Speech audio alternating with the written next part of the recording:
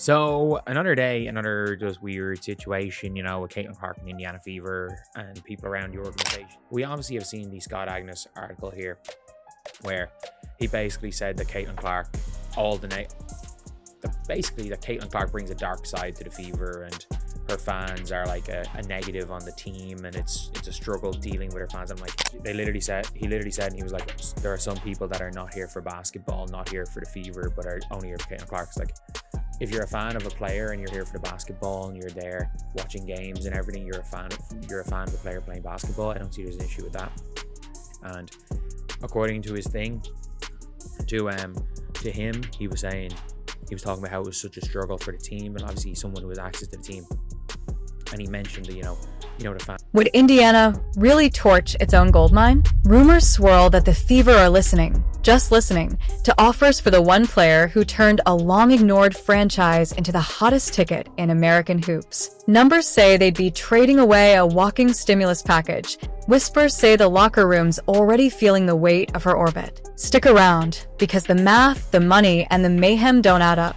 Or do they? Draft night 2024 looked routine until the card read Caitlin Clark. 48 hours later, every remaining season ticket in Indianapolis had vanished and resale sites were punching the ceiling. The team that once begged for 4,000 fans suddenly averaged north of 17K, a bigger home crowd than 3 NBA clubs managed that same year. Concession lines doubled, then doubled again, because nobody had guessed you'd need Warriors-level staffing for a WNBA game in Indiana. The frenzy spread faster than a leaked set list. Home games sold out. Away teams scrambled to rent bigger buildings just to fit the traveling circus. Chicago moved a Sky Fever clash to the 23,500-seat United Center, and even that looked cramped once the rivalry got spicy. National TV couldn't get enough. 6 of the 10 most-watched broadcasts in 2024 were Clark contests, and by May 2025, ABC's average audience was already 17% higher year-over-year, powered almost entirely by the number 22 effect. Corporate America followed the scent. Jersey runs sold out 3 times. League-wide merch revenue ballooned 500%, and local billboards flipped from Pacers promos to Clark highlight stills practically overnight. The Fever had become Beyoncé. Everybody else just tried to book the opening slot. Good win by the Indiana Fever today versus Seattle Storm, but I got a big concern with Caitlin Clark, man. So looks like the Fever have been figuring things out, man. So let's just say Clark comes back toward the end of the season.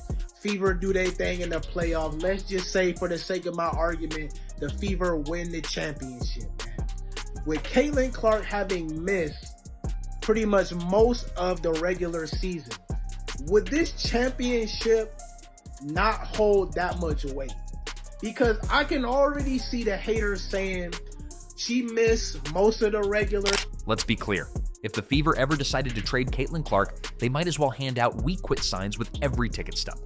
But every fairy tale gains a rival, and Clark collected hers in bulk. Veterans who spent years clawing for airtime resented the newcomer who waltzed in with primetime baked into her sneakers. Opposing coaches admitted the scouting report was simple: hit her, harass her, hope the refs swallow the whistle. Las Vegas's Becky Hammon laughed about how game planning for Indiana pretty much changes a lot the moment Clark is active. Translation: prepare to run bodies at her for 40 minutes or prepare to lose. June 2025 turned nasty when a Fever Aces matchup devolved into shoves, and a few weeks later Chicago's Angel Reese turned a routine hip check into the league's most replayed mini-brawl. Every clash spiked ratings. Every bruise sparked another debate about whether Clark was being targeted or merely welcomed to grown woman basketball. Social media split into camps, some cheering the physicality, others screaming bias, but all of them watching. Inside Indiana, the tension found a microphone. Longtime beat writer Scott Agnes warned that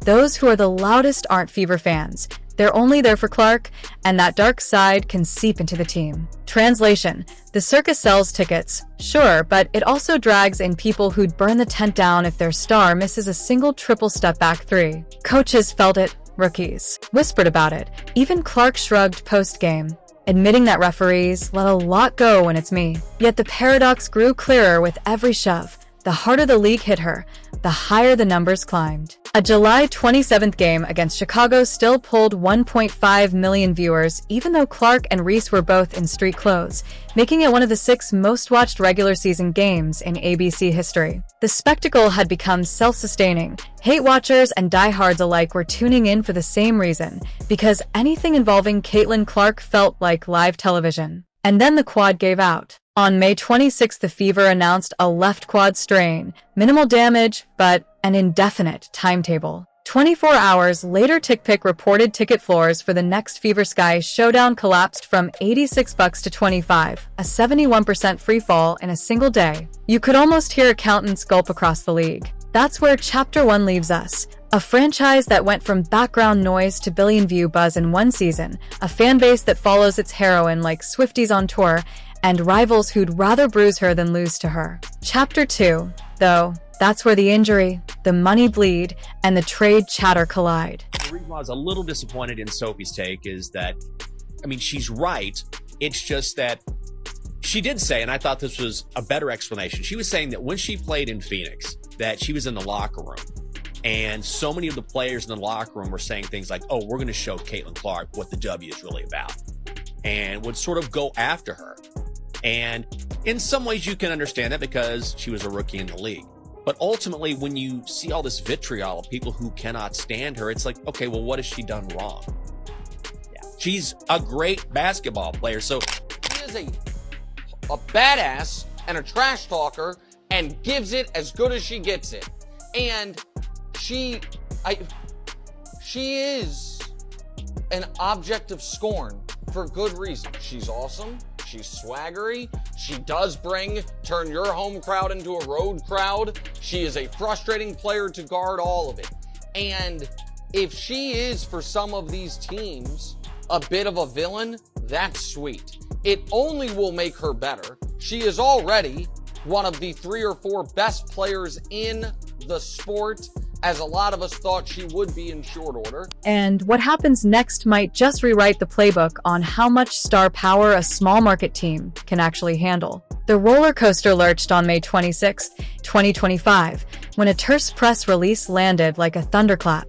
Left quad strain, no structural damage, indefinite. The wording sounded harmless, until you realized indefinite can swallow an entire season. Clark had already played through hip bruises and a deep thigh contusion. Now the leg that powers those 30-foot pull-ups was officially on ice. Fever doctors preached caution, and Clark echoed it. Long-term health first. Sensible, sure. But the league's cash register started coughing the moment the statement hit refresh. Within 24 hours, resale markets looked like a crypto crash. TickPick data showed the get-in price for the next Fever Sky showdown at Chicago's United Center sliding from $86 to $25, a brutal 71% dive overnight. In ticket broker jargon, that isn't a dip, it's free fall. Airline apps lit up with cancellations from Iowa and Indiana. One Chicago bar owner told local radio he'd overordered kegs, thinking Clark Nation was coming. Those kegs stayed full, yet the TV gods hardly blinked. Less than 6 weeks later,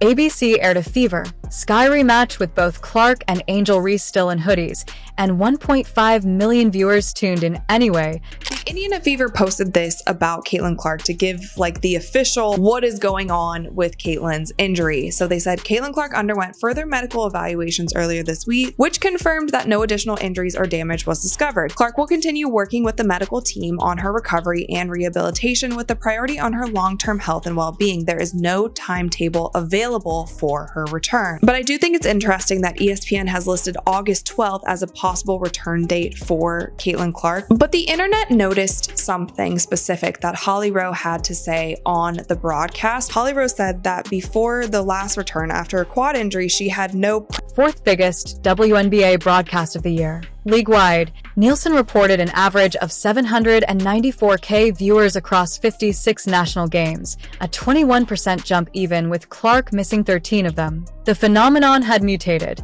Even her absence printed ratings. That paradox, empty seats but booming screens, triggered panic economics in front offices. Some execs whispered that Indiana should sell high, while the brand remained nuclear. Aggro TikTok threads turned that spark into wildfire. NBA-style trade packages sprouted overnight. Clark to Seattle for 4 first-rounders, Clark to New York in a 3-team blockbuster, Clark anywhere that could surround her with veterans who wouldn't need a name tag at All-Star Weekend. Newsweek amplified the chatter when one ESPN commentator floated the idea that Indiana might chase a proven champion to keep the window open if Clark's rehab drags. Traditionalists laughed it off. Trading her would be financial malpractice, as more than one analyst snarled on sports business pods. The math backed them. Fever home gates still averaged a league record 17,000 when number 22 played, and sponsors had already committed bonuses tied directly to her minutes. Move Clark and you don't just lose points, you void clauses. But for every eye roll there was a counterargument. What if the quad lingers? What if her bruising welcome tour shortens the prime everyone assumed would last a decade? And what if the Fever, suddenly respectable without her, believe they can win now with a deeper roster instead of a single supernova who draws double teams and double takes? That theory gained oxygen each time Aaliyah Boston dropped a quiet 22 and 12 while Clark iced her leg on the bench. Still, executives who'd lived through the post-LeBron Cavaliers or the post-Gretzky Oilers warned of the cliff. TV partners are negotiating a new $2.2 billion deal that starts in 2026, and insiders from NBC Universal have already admitted the package assumed Clark's prime exposure. Pull her out of Indiana, and those spreadsheets bleed red. Even WNBA Commissioner Kathy Engelbert, booed at All-Star for low-salary optics, slipped in a cautionary note. You can't build everything on one player, but you also can't pretend she's not the catalyst. Translation: shake the golden goose. She didn't play most of the games to get them to the playoffs, all of that. She won a championship and she was hurt most of the season, and the team was out there winning games without her. I can already see people saying that, man. So I'm just curious, man, because I'm thinking like, damn, Clark has missed a lot of this time. You play the regular season to get to the playoffs. Clark has missed, most of the season so far. So if she won a title this year, having been injured most of this season, and then her first championship would be her being hurt most of the time, how would that championship rank for y'all? Would it not hold that much weight? Would it just be, a win is a win? At your own risk. So the rumor mill spun while Clark limped through therapy bands and anti-gravity treadmills. Fever GM Lynn Dunn fired off a stiff "We are not shopping Caitlin" when pressed, but season reporters heard the quieter clause, "unless a miracle appears." Around the league, rival scouts started ranking prospects not by skill set, but by would Indiana bite if we bundled her with 2 unprotected 27s? By early August, the noise had simmered, but the question hadn't died. Could any franchise absorb a star so bright she melts budget forecasts if she sits? Chapter 4 closed on that cliff edge. Up next, Chapters 5 to 6 peel back the ledger, media dollars, franchise valuations, expansion dominoes, and ask whether any war chest of draft picks can match the currency called Caitlin Clark. The Clark economy, when a rookie becomes a revenue stream. Picture a calculator that screams. That's what happened inside every front office spreadsheet once the ticket scanners started tallying Caitlin's first season. Forbes estimates the Fever raked in roughly $32 million last year, tops in the league, and they did it with a roster whose payroll wouldn't cover the Warriors' luxury tax bill for 1 month. The attendance spike is legendary already, from echo chamber nights of 4,000 diehards to 17,274 sold-out seats in 16 of 20 home games. Multiply each of those seats by parking, kettle corn, and the $130 replica jersey your cousin grabbed at. Clear about this? If Caitlin Clark were not in the WNBA, we would not be talking about the WNBA. She is the only ticket draw in the WNBA. A large percentage of all tickets sold in the WNBA are so people can watch Caitlin Clark play basketball. No one cares about Angel Reese. She'd be drawing flies if she were playing not against Caitlin Clark on the court right now. Angel Reese has basically become the Bill Laimbeer to Caitlin Clark's Larry Bird. Fair that she's the face of the league, and that's understandable because there have been fantastic players in the WNBA for a long time. But Caitlin didn't disparage them. She just came in and kind of changed the game with her style. So I think it's one of those things where you have to say, okay, maybe I don't think it's fair based on the previous women who have been in this league, but it's not Caitlin's fault. All she's done is elevate the game for all of us. And I think instead of being pissed off about that. You should be appreciative of that and say, maybe it's not fair, but it's not your fault. And suddenly Indiana's operating budget feels like a mid-sized tech startup. But the money doesn't stop at the gate. Nielsen's mid-season audit shows national broadcasts averaging 794K viewers, up 21% year over year, even though Clark missed 13 games. That kind of bump doesn't just juice ad rates, it reshapes media deals. Last summer, the league locked in an 11-year, $2.2 billion rights package with Disney, Amazon, and NBCU, and network execs all but admitted internally that the math assumed primetime Clark through 2036. Translation: the cost of a single superstar got baked into a decade's worth of contracts. Merch? Off the chart. One social commerce digest clocked WNBA merchandise up 600% season over season, with Clark's number 22 accounting for more than half the top-line lift. Nike hasn't confirmed the rumored signature shoe yet, but local malls in Iowa have already cleared shelf space, just in case. The ripple keeps widening. Sponsorship requests for Fever game nights jumped from 34 to 119 in a single fiscal year. Regional Bank paid extra to wrap ATMs with her silhouette, while a popcorn supplier basically rebranded a whole flavor behind #Logo3. And when the Golden State Valkyries barged into the league this Fever Sky tickets dropped 71% on TickPick after Caitlin Clark injury. The get-in price for the Chicago Sky versus Caitlin Clark's Indiana Fever game was $86. After Caitlin Clark's injury announcement is now down to $25. And you Angel Reese fangirls will still believe and think that Angel Reese is the reason why people are watching the WNBA. Since y'all want to make it about race, this white girl over here is the reason why fans are tuning in to watch the WNBA. Basketball lifers counter with a quieter fear. What if the Clark economy is too good to be true? If the quad strain recurs, or the nightly wrestling matches burr into something ligament level, the Fever could be left paying luxury rent on a mansion where the lights just flickered out. That paranoia explains why even Lynn Dunn's not shopping line carried the faint smell of leverage. Always nice to know what your asset fetches if you ever need liquidity fast. You know the cliche about away crowds being a home game on the road? The Caitlin Caravan takes that idea, straps it to a rocket, and aims for Mach 2. One charter company in Des Moines reports Fever game blocks every third weekend, and an Iowa travel agency actually offers Logo 3 tours that bundle airfare, a seat in Section 109, and a commemorative lanyard. If she dresses, they fly. If she doesn't, resale prices crash 71% overnight. Just ask TickPick. They don't just fill seats, they crash comment sections. #Clark Effect routinely beats the rest of the league's combined engagement by a factor of 3 during injury stretches. Gamblers noticed. 2. Online handle for Fever games doubles the WNBA average, even when Indiana is a double-digit underdog. When she sits, the over-under on eyeballs nukes the floor but never quite hits zero. Hate watchers want updates, collectors want future trivia, and highlight junkies trust she'll check in long enough for a one-legged 28-footer. The true litmus came the night the Chicago Sky moved a midweek date to the 23,500-seat United Center. Clark was scratched at noon. By tip-off. One thing that I love that she's bringing to her sport, more people want to watch. More people want to tune in. Don't get it twisted. Don't get up. Caitlin Clark is the reason why a lot of great things is going to happen for the WNBA. But for her individually, I don't think she should get involved on nothing that's being said. Just go have fun, enjoy. You know, but I'm rooting for Caitlin because I've been in that seat before.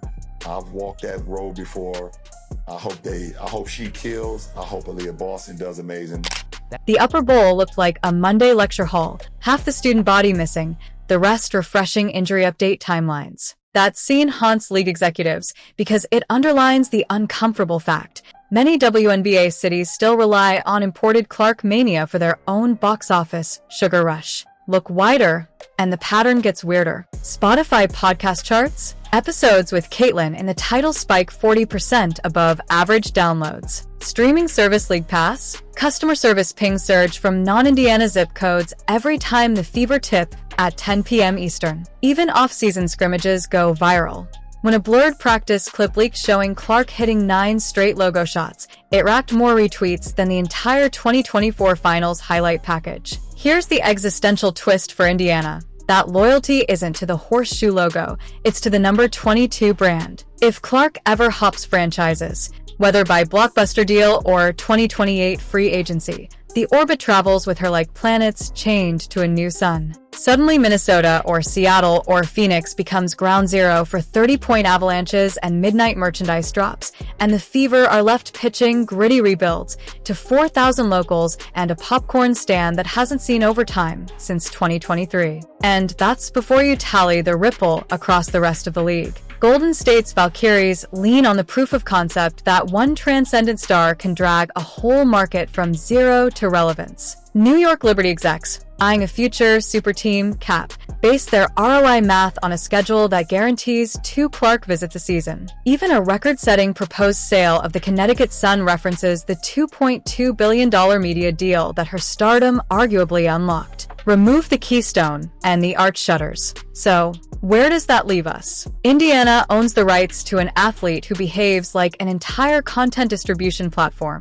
Fans storm airports for her. Accountants relabel profit columns around her. Television contracts piggyback on her heat. The Fever keep insisting she's untradeable, but in a league that just discovered how brittle its new gold rush might be, never is a slippery term. Next up, our final section explores 3 possible futures: dynasty, blockbuster, or disaster, and the domino effects each one would trigger from Seattle to Boston. And if you think Chapter 6 felt like high stakes, wait until you see how bright things burn when someone tries to move the sun. Golden State spent 2 decades on the NBA's tech money high, then decided one summer wasn't enough hoops for the Bay. Enter the Valkyries, the WNBA's first expansion team in 17 years, and, surprise, they're already packing Chase Center every single night. 11 games, 11 sellouts, league-leading attendance, playoff whispers instead of pity parties.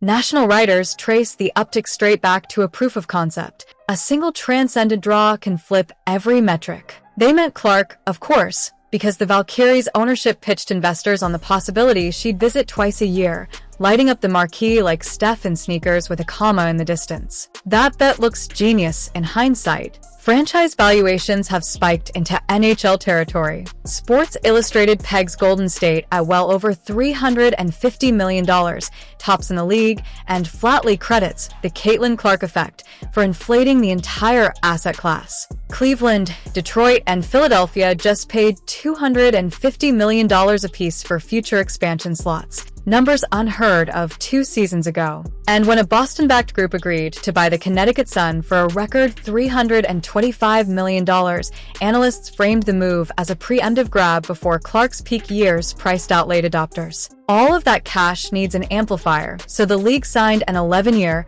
$2.2 billion media pact with Disney, Amazon, and NBCU that kicks in for the 2026 season, more than triple the prior deal, and built on a promise of at least 125 national broadcasts a year. Say that Caitlin Clark moves the needle, that is wrong. She is the needle. She dictates. We all know what she's done on the floor. It's history, right? But off the floor, my goodness, she and the Indiana Fever accounted for 45% of all the broadcast value of the WNBA last season. She accounted also for helping drive the numbers of merchandising up 500%. Of course, her jersey was #1. And most importantly, I think people look at this and think she said no. That's not the case. She said she wants her first competition to be an Indy at WNBA All-Star. Didn't hide the math. Clark's Prime equals appointment viewing, which equals premium ad CPMs, which equals owners finally flying charter instead of red-eye coach. But the good news comes with a fuse. Veteran stars accuse the league of printing money and paying pennies, rallying behind black t-shirts that scream, "Pay us what you owe us," at every televised tip-off. The Players Union, staring down a CBA expiration on October 31st, 2025, wants a revenue share model instead of the current sub, 10% cut, and they're openly talking lockout if that doesn't materialize. Commissioner Kathy Engelbert got booed at All-Star Weekend after repeating her new mantra, "No league can build itself on one player." Her point is pragmatic. If Clark tweaks another muscle, the league still needs Vegas glamour, Phoenix storylines, and Aya Wilson posters to keep the engine humming, but the timing felt like a reality check wrapped in ice water. So expansion owners spend like there's no tomorrow while players rattle sabers over a possible work stoppage. And hovering above it all is the simple what if. If Indiana moved the sun, would every new orbit collapse? Scenario A. Indiana keeps its crown jewel, dangles future first-rounders, and lands a proven co-star. Think Satu Sibauli or Kalia Copper. The result? A two-headed monster that turns 30-foot stepbacks into nightly highlights and hangs banners over the next half-decade. Attendance stays north of 17K, the local RSN strikes a richer carriage fee, and the Fever become the league's answer to the pre-KD Warriors. Must see every time the lights flip on. Scenario B. Lynn Dunn blinks. She accepts Seattle's Godfather offer. 4 unprotected firsts, 2 pick swaps, a rising all-star, and cap relief. Clark in emerald green detonates merchandise records. Amazon, now both owner and broadcaster, throws a streaming parade.